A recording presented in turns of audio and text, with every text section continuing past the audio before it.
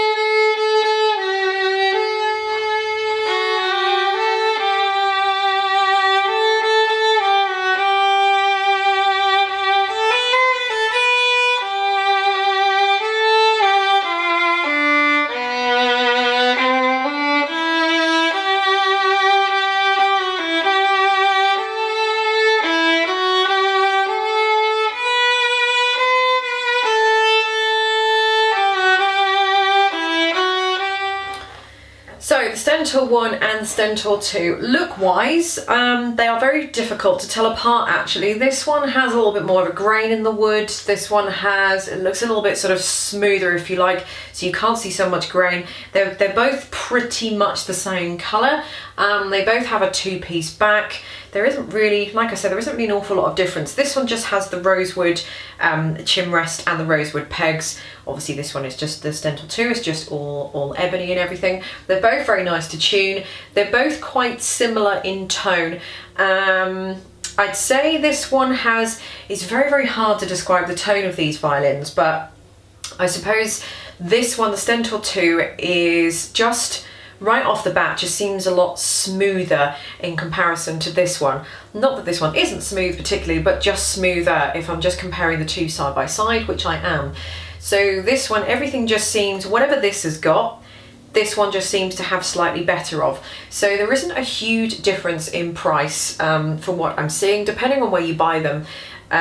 Generally the Stentor II is more expensive than the Stentor I, but there isn't a huge difference in price. But I feel that the difference in price kind of reflects the amount of difference between the two violins. They both feel nice, they're both probably weighted about the same. In terms of tone, very, very difficult to describe the tone on these. I'm not sure I can kind of articulate in words the tone that I'm hearing in the room anyway. I don't know what you guys are picking up from the microphones, but maybe you can kind of, make your own decisions from that anyway. But I feel that this one has this has something nice starting to come through. This one is okay, this one's fine. It has a sort of darker sort of tone to it. In fact, both of these are quite dark. I was just doing a comparison between the Stentor Student Standard Violin and the Stentor I, and I was saying that this one was a bit darker than the Stentor Standard one.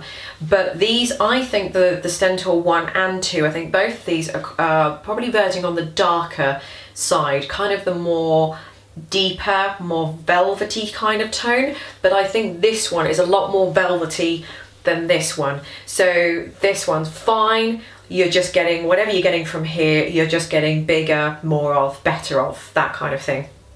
So in terms of playability, they both play very nice. If I had to choose between the two, I would probably go for the Stentor II, just because it is just that little bit better than the Stentor I. So if I was choosing on that, I think the Stentor II, in terms of tone and quality and all that kind of thing, and playability, is better in the Stentor II.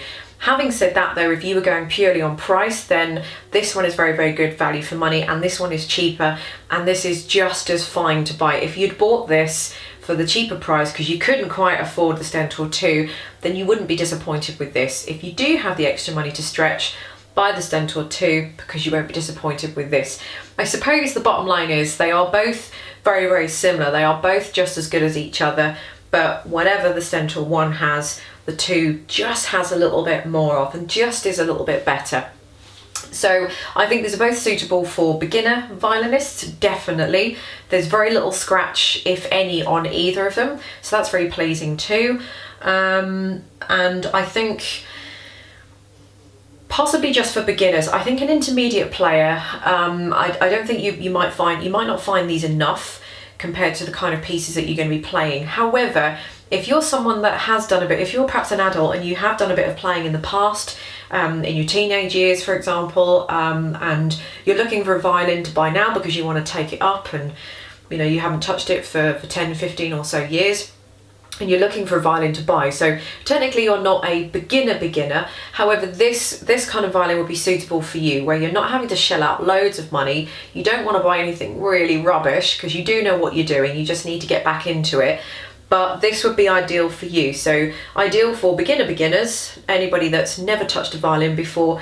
You just crack these out of the box, tune them up, off you go. They hold their tune very, very well. I didn't have to do hardly anything to them.